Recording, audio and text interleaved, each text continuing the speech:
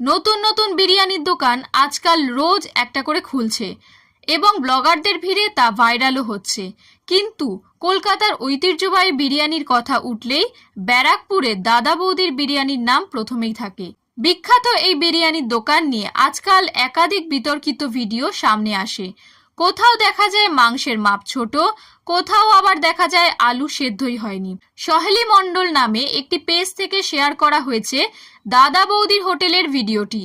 দেখা যাচ্ছে মেঝেতে পড়ে আছে বিরিয়ানির ভাত, আলু, মাংস, আর সেইগুলো এক কর্মী তুলছেন এক বড় পাত্রে।